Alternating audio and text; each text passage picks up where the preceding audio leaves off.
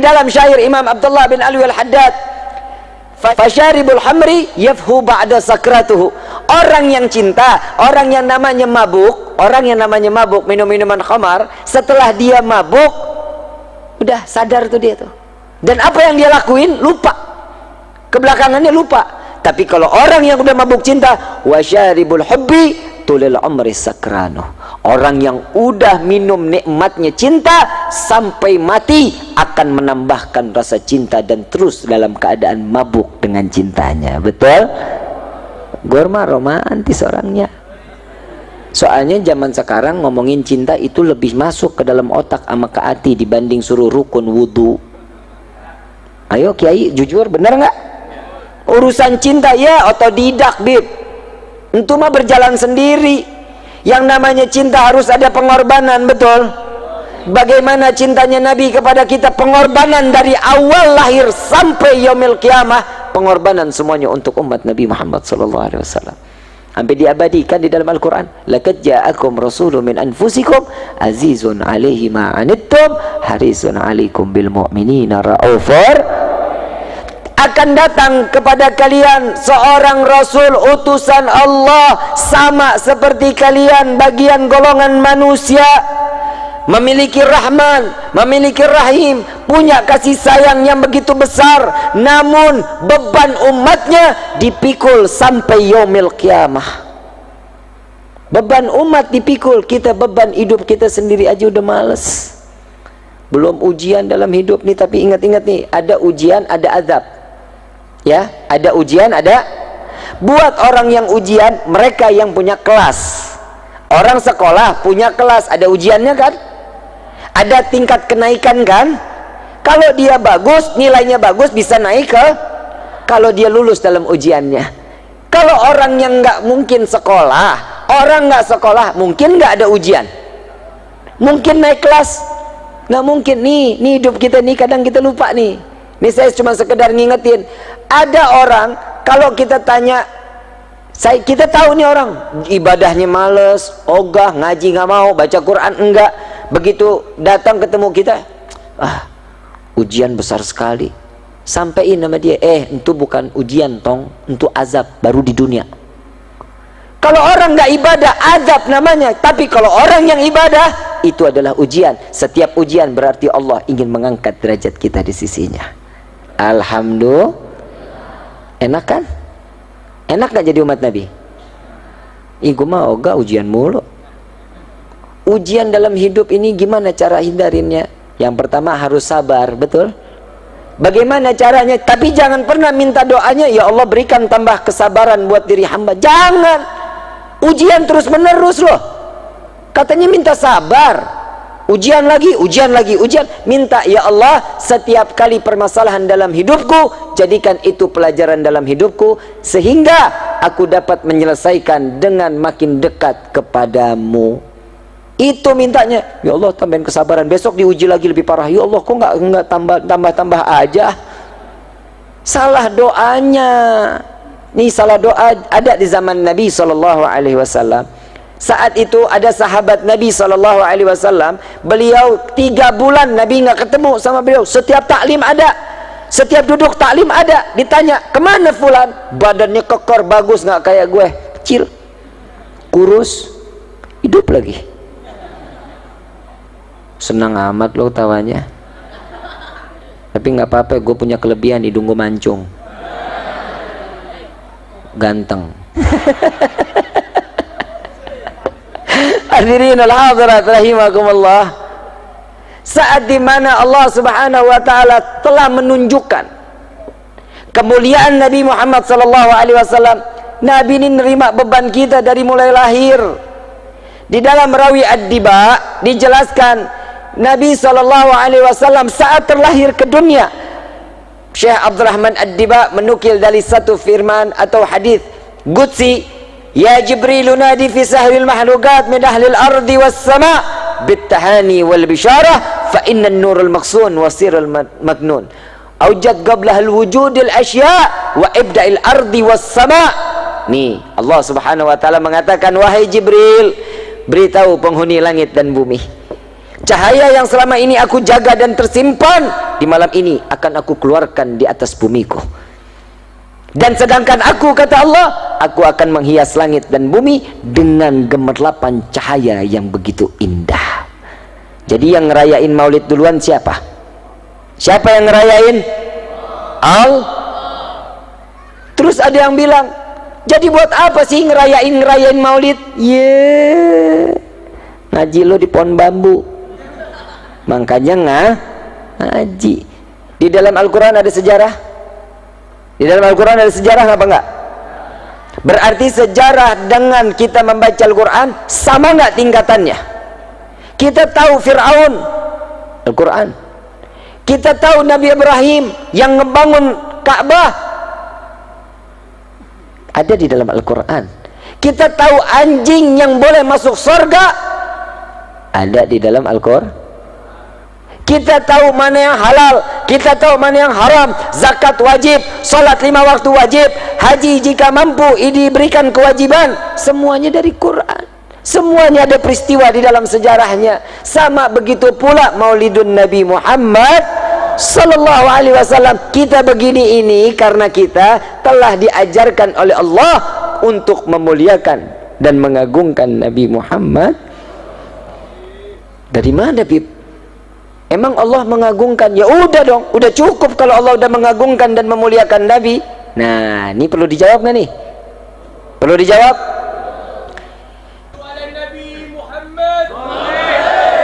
Bukan semata-mata kita cuman mau cari perhatian. Nabi ini mikirin kita. Kalau ada orang yang di luar sana, untuk apa, buat apa, kenapa, tanya nih, seakan-akan dia sama iblis sama. Saat kelahiran Nabi, siapa yang benci? Jadi kalau ada orang bilang nanya, ngapain acara-acara maulid? Nih tanya tuh, nih jangan-jangan lo iblis nih.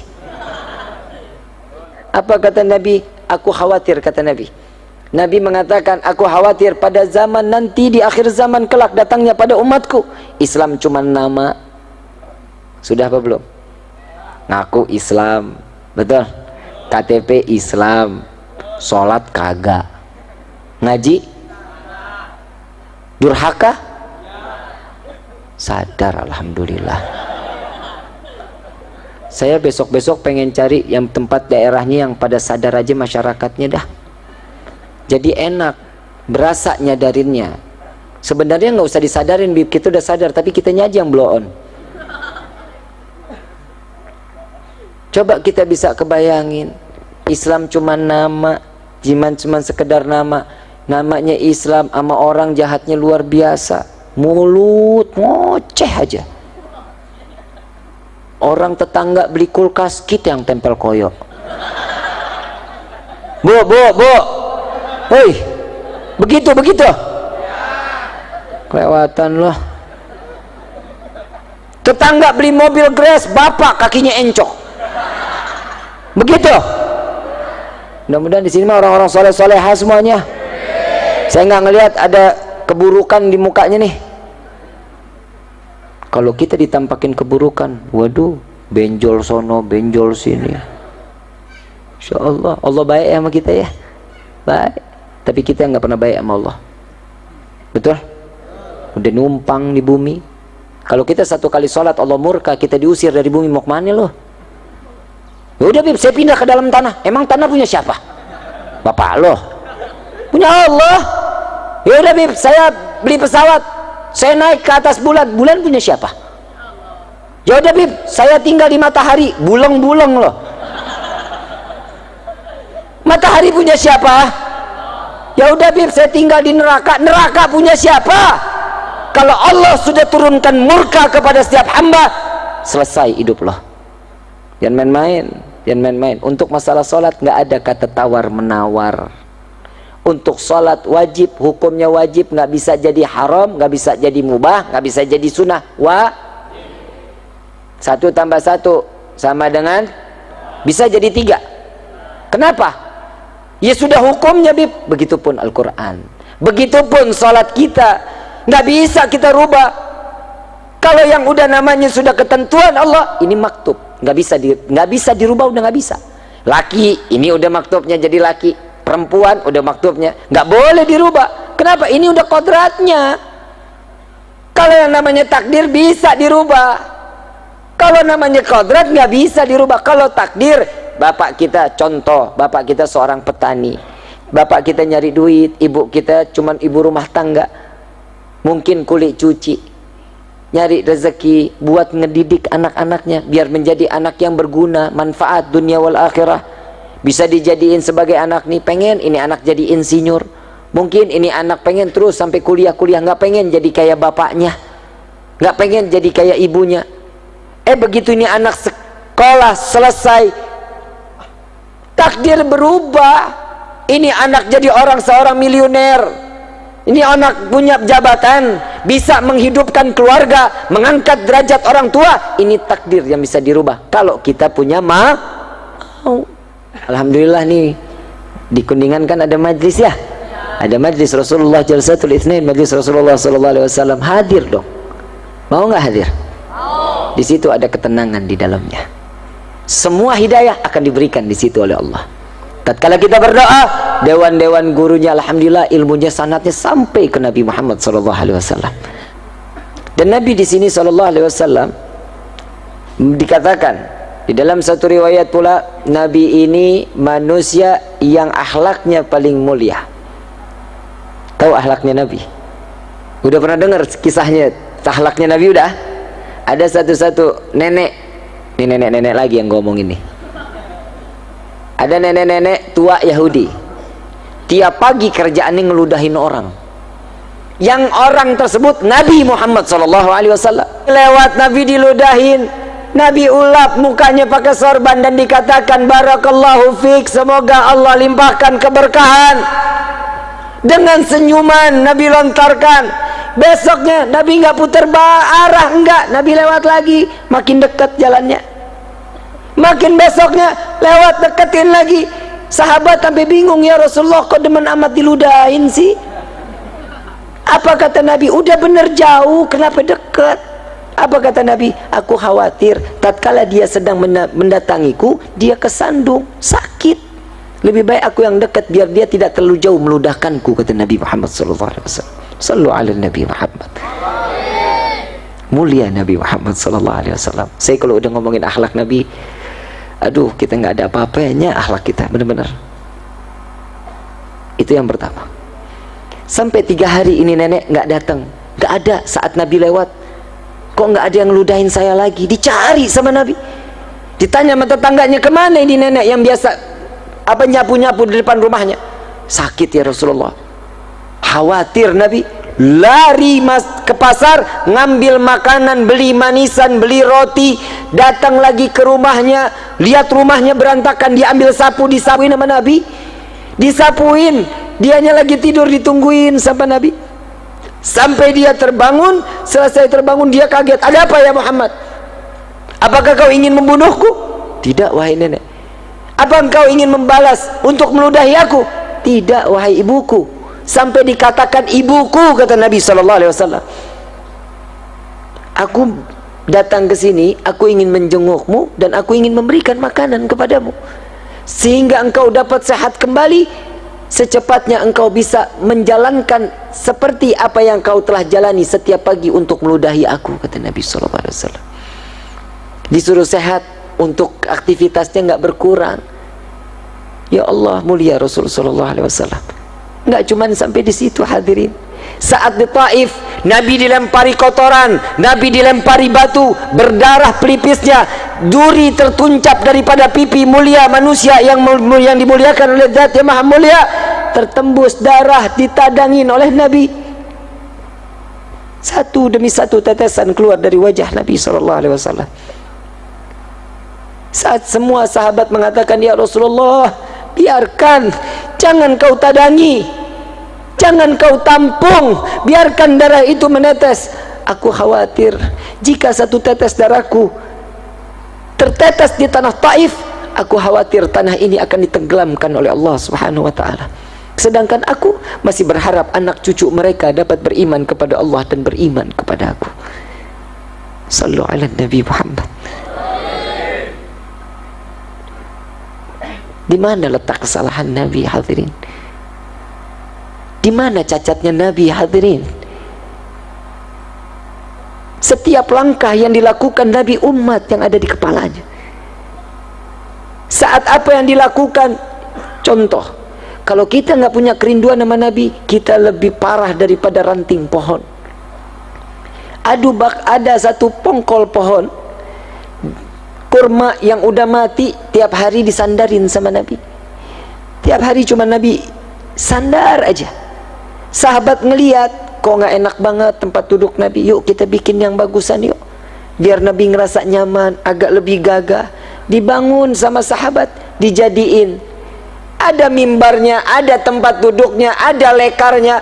Pongkol pohon kurma ini disingkirkan, cuman jaraknya 10 kaki dari Nabi.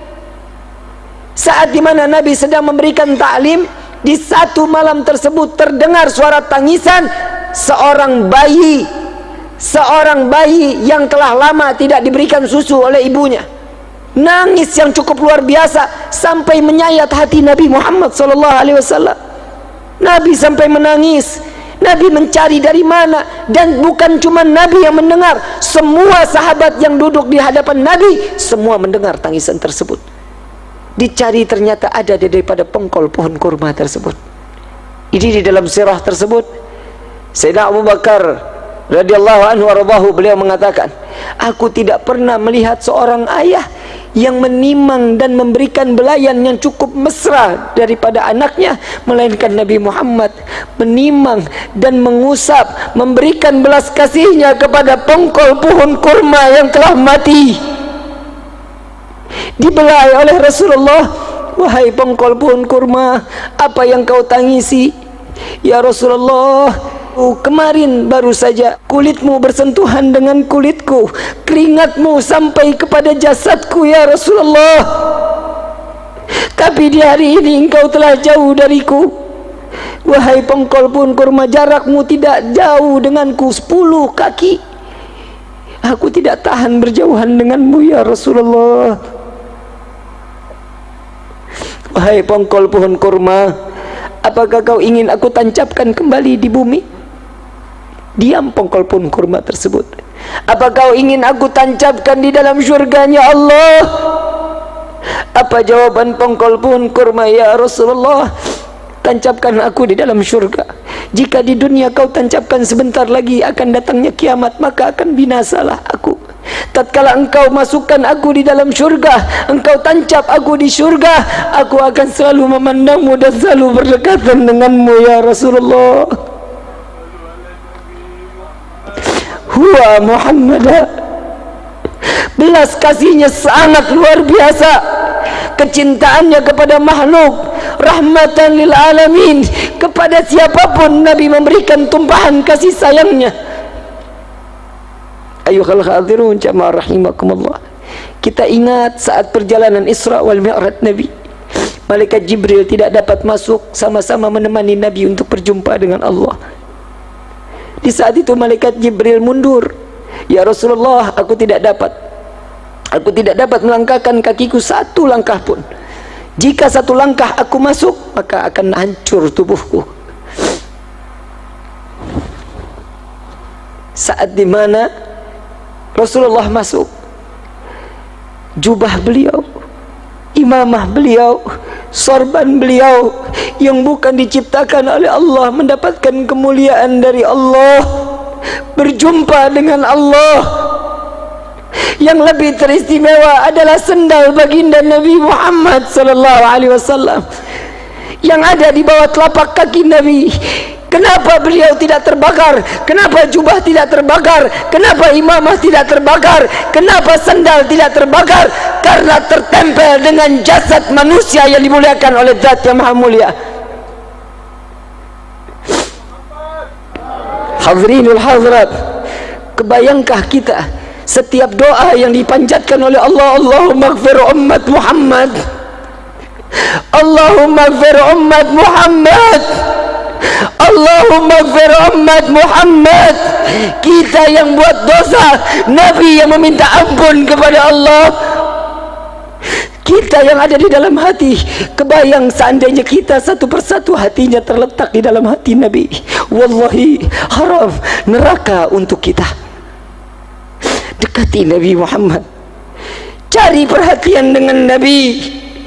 Andai saja kita seluruh ada di dalam hati Nabi Muhammad, maka akan senang di dunia dan akan senang di akhirat. Ayuhal hadirun jamaah rahimakumullah, kita sama-sama tidak pernah memandang Nabi dalam keadaan langsung. Lebih mulia ular yang memaksa ingin berjumpa dengan Nabi karena dia izin kepada Allah. Saat Sayyidina Abu Bakar dan Rasulullah berada di Jabal Nur, saat itu Rasulullah SAW ingin tertidur karena lelahnya Nabi. Ya Abu Bakar, izinkan aku tertidur di pahamu. Sebelum Nabi masuk ke dalam gua, semua lubang ditutupi. Semua lubang, khawatir ada binatang yang buas menyakiti Nabi Muhammad SAW. Jubah setelah habis, satu lubang yang tidak lagi tertutup. Saat Nabi masuk, Sayyidina Abu Bakar sudah duduk, ditutup oleh kaki Sayyidina Abu Bakar Siddiq radhiyallahu anhu warḍahu. Tatkala Nabi dalam keadaan tertidur, mulai sengatan demi sengatan yang berbisa, di mana sengatan tersebut dari ular padang pasir yang sangat amat berbisa. Biru wajah Sayyidina Abu Bakar, mengeluarkan keringat, tetesan air mata terjatuh di pipi manusia yang dimuliakan oleh Zat yang Maha Mulia. Terbangun Rasulullah, ya Abu Bakar, apakah engkau sakit? Beratnya kepalaku? Tidak ya Rasulullah, kakiku tersengat oleh bisa. Sepertinya ada ular ya Rasulullah. Coba halangi, angkat kakimu. Begitu diangkat terlihat hancur kaki Sayyidina Abu Bakar Siddiq. Sampai di dalam riwayat tulang kaki Sayyidina Abu Bakar terlihat. Logika, ular sekali gigit jalan, tidak akan pernah berulang-ulang kali, tidak. Tapi ular tersebut menghancurkan daging daripada Sayyidina Abu Bakar Siddiq radhiyallahu anhu warḍahu. Dengan mukjizat Nabi, diambil ludah Nabi, diseka daripada luka Sayyidina Abu Bakar Siddiq. Lalu ular ini keluar di hadapan Nabi SAW. Lalu Nabi mendengar. Saat itu Nabi tersenyum, ya Abu Bakar, ular ini tidak ada niat untuk menyakitiku. Dia izin kepada Allah, hanya ingin memandang wajahku. Ular jauh lebih mulia pandangan pernah memandang Nabi Muhammad SAW. Bagaimana dengan kita yang merindukan Nabi? Ini acara seperti ini yang terus mengaitkan kita dengan Nabi Muhammad SAW. Tidak ada makhluk, tidak ada seorang yang dapat menolong kecuali Nabi SAW di dalam Maulid Ad-Diyaul Lami. Ya Rabbi salli ala Muhammad habibika syafi'il musyafa, yang pertolongannya akan diterima dan akan ditolong oleh yang Maha Penolong. Saat kita berbondong-bondong di padang mahsyar, nabi-nabi lain tidak dapat. Nafsi, nafsi, nafsi, nafsi. Dirimu sendiri, dirimu sendiri. Tidak ada yang bisa menahan illa Nabi SAW. Nabi cuma mengatakan, Analah, analah, analah, aku yang dapat menolong kalian, aku yang dapat memberikan syafaat kepada kalian. Sehingga Nabi sujud kepada Allah, diangkat, wahai Muhammad kekasihku, angkat. Tidak lagi ada seorang hambaku yang sujud kepada aku di hari ini. Ya Rasul, ya Allah, umat sudah dalam keadaan tersiksa di padang mahsyar, hentikan siksaannya, tolong mereka. Seandainya mereka harus masuk ke dalam neraka, masukkan mereka ke dalam neraka. Harusnya mereka saat penimbangan amal diambil di penimbangan. Saat itu pun apa jawaban Allah? Ya Muhammad, jika engkau meminta tanpa sujud kepadaku, akan aku kabulkan permintaanmu. Sallu ala Nabi Muhammad.